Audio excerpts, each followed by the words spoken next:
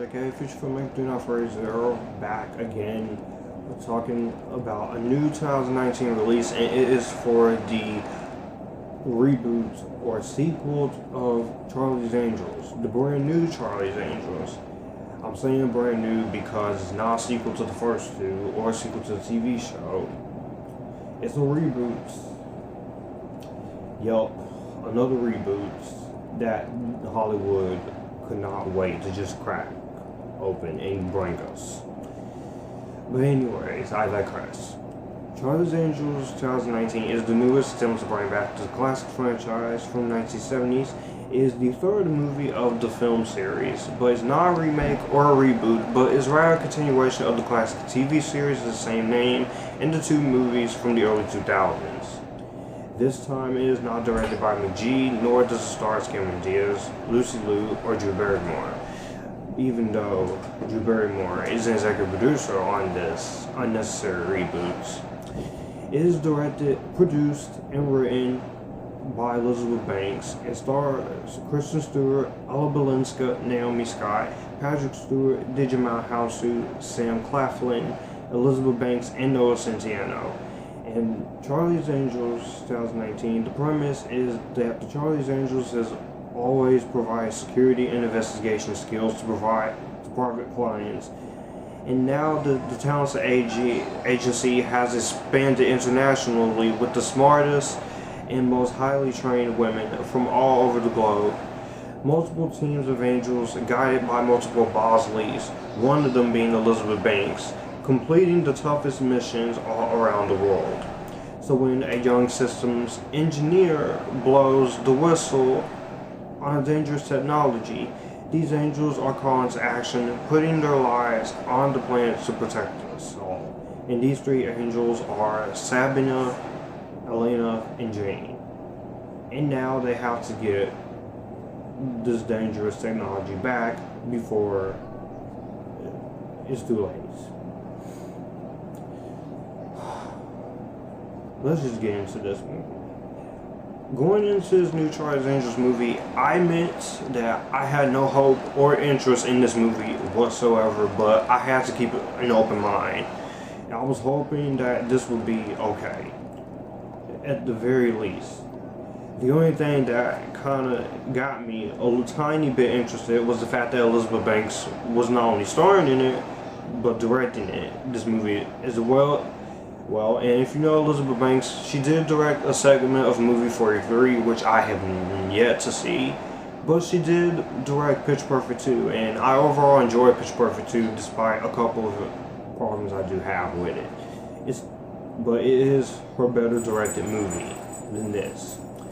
But the trailers made this movie out to look like it being one of the worst movies of the year, and also this movie looked nothing more but a woke version of Charlie's Angels, which is not what the franchise is. And as far as this Charlie's Angels franchise goes, I did not grow up with the show from the 1970s with Farrah Fawcett and Jacqueline Smith, but my mom did grow up on that show, and I'll say from the clips I've seen, it looks pretty fun compared to this. But the ones that I did grow up with are the two movies directed by McGee and starring Cameron Diaz, Lucy Liu, and Drew Barrymore, both the 2000s film of the same name, and its 2003 sequel, Charlie's Angels Full Throttle, which I love those movies a lot. And as far as the 2011 reboot with Minka Kelly, I didn't see it. But the trailers made this movie out to be the exact opposite of what those other movies were, in which they were fun, campy, entertaining, and dumb, and presented the women of Charlie's Angels as strong female characters rather than being a response to the Me Too movement or this whole SJW feminists are us thing, which I'm not against Me Too at all. So despite being very close-minded about this movie and not having any somewhat excitement for it at all, I decided to be open-minded, as always, with a bad movie and give it a shot. And honestly, I'm going to get a lot of hate for saying this because I know there are some people who actually enjoying this movie I know there are a few positive reviews for this movie out there who do enjoy this movie, even though they do admit that the movie is too woke. But I really, really, really don't like this movie at all. This is exactly what I said this was going to be. Why couldn't we just get a Charlie's Angels 3 with Cameron Diaz? Yes, I know she's retired from acting, but she wouldn't have minded coming back if she was asked. Drew Barrymore and Lucy Liu with Majid directing, with someone like Holly Marie Combs as the villain and Shia LaBeouf as the new Bosley instead of this. Why couldn't we get that, Sony?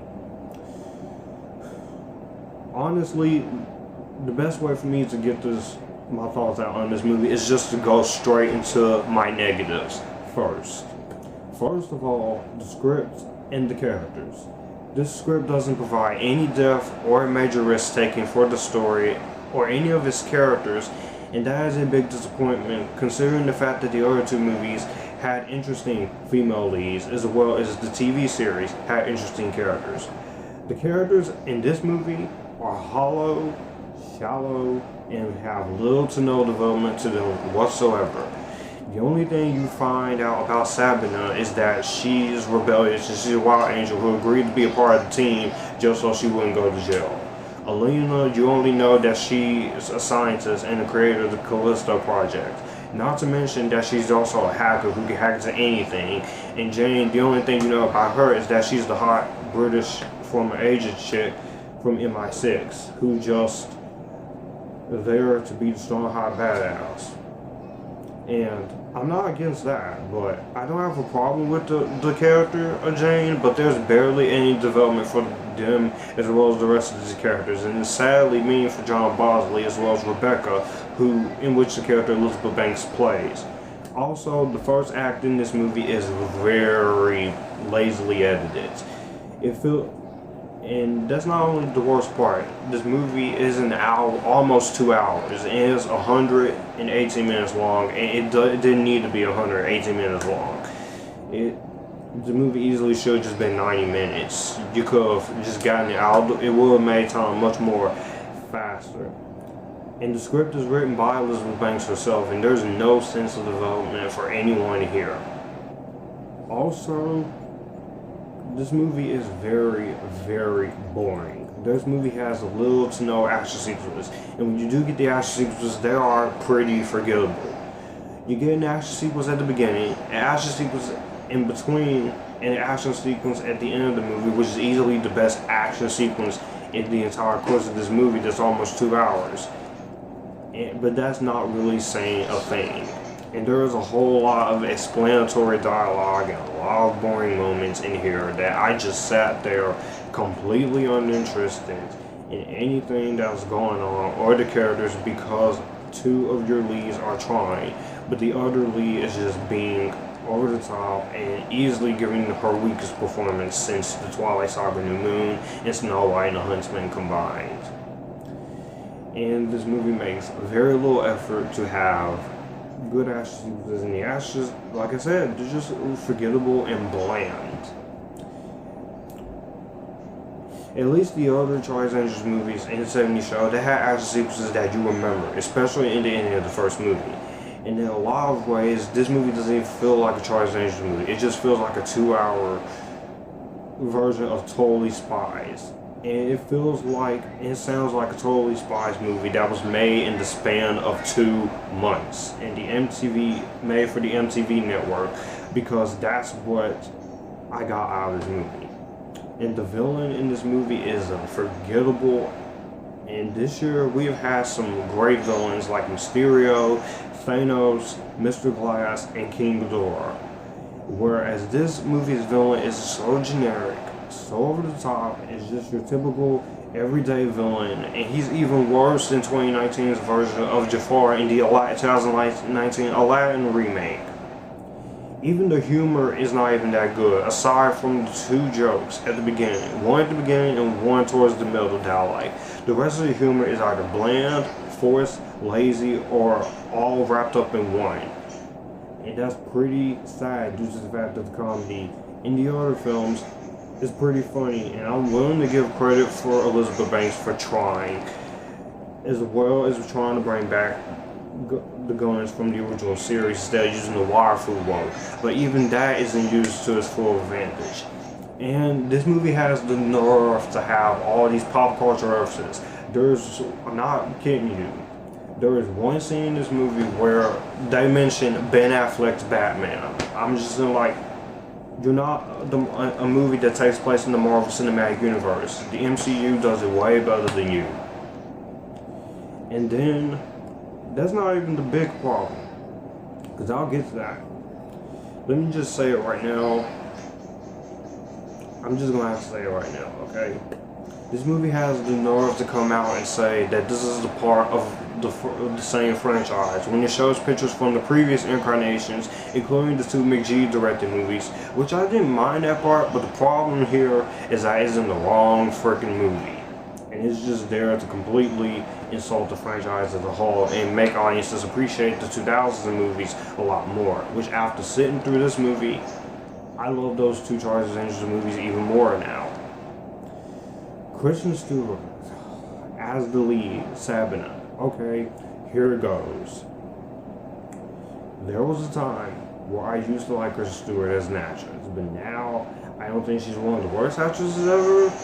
My problem with her as an actress is that I can't really get into her type of acting that she does now. And as far as her independent dramas goes, I know she's moved on from Twilight, as well as Snow White and the Huntsman, in which is one of the worst adaptations of the Snow White story, and I don't like her here either. The problem, granted, yeah, she is having some fun with her role, and she's not so serious as in her independent dramas, and she does smile a bit, but let's be honest, the only good movie Kristen Stewart has made this year, in this decade, that I actually liked was still Alice.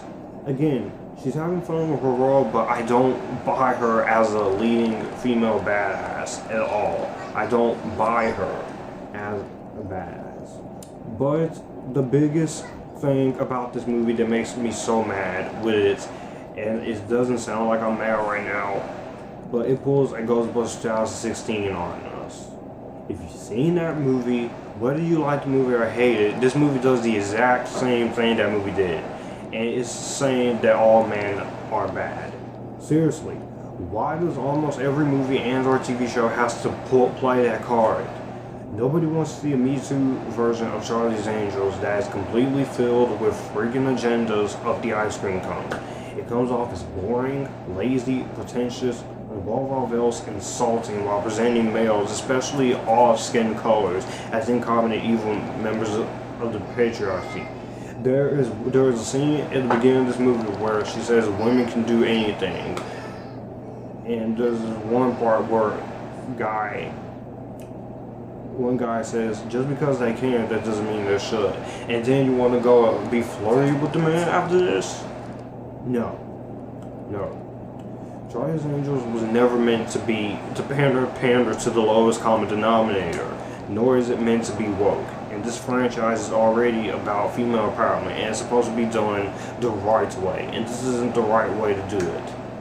When movies like Wonder Woman, Captain Marvel, Alita Battle Angel, and the first two movies in the Charlie's Angels series does female empowerment the right way, then this movie, even the Hunger Games movies in the case of Katniss Everdeen, something is wrong. Because I love movies and I love characters that represent strong female empowerment in a positive manner.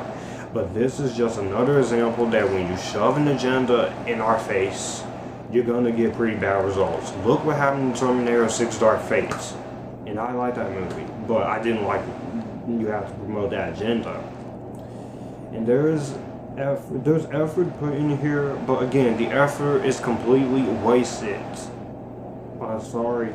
Excuse for a movie like this, and it sucks to see a dated franchise go down the drain like this. It does, because you're shoving this freaking women are us agenda that everybody is tired of. If I was to try to give this movie any kind of positives, I will say that there are very few positives here.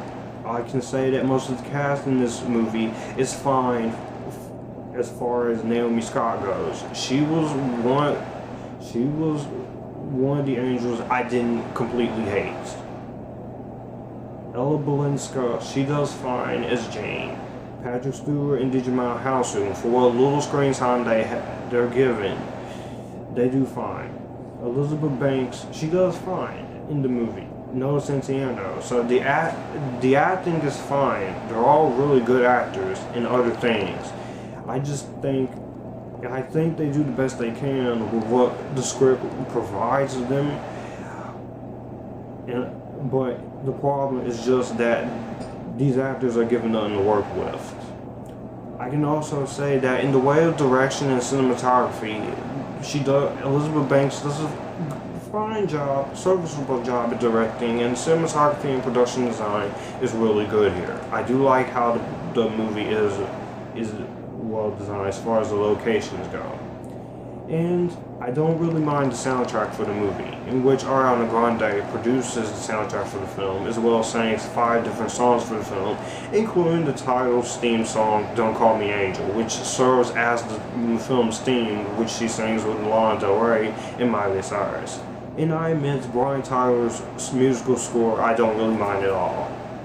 It's not his best score, but it's definitely not his worst.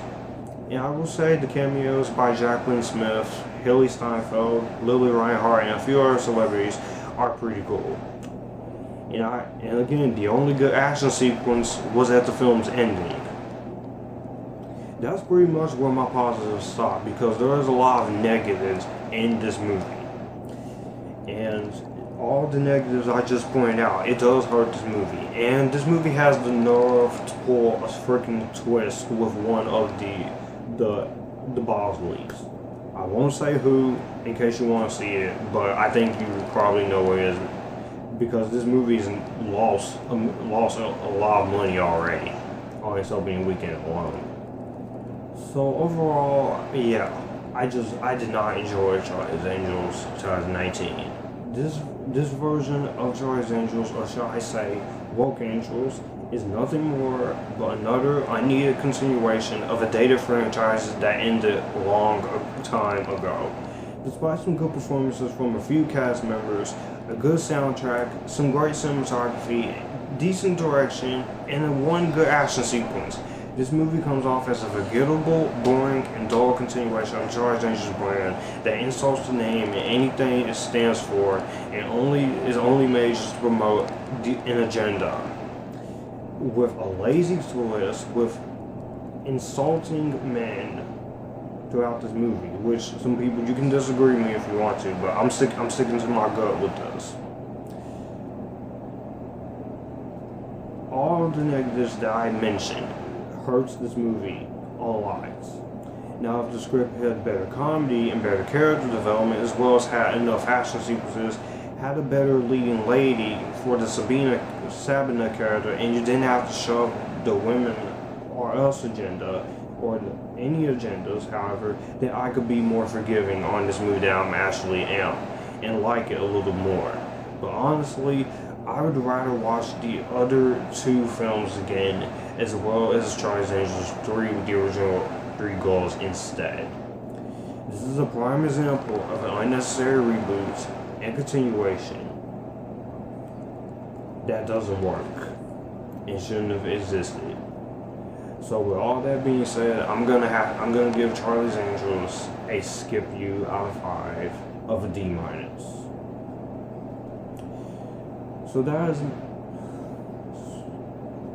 Anyways, let me know what you guys think of 2019's Charlie's Angels down below. Did you like it? Did you not like it? If you like this movie, that's cool. I ain't gonna make fun of you. I'm not gonna call you out your name. I'm just gonna disagree.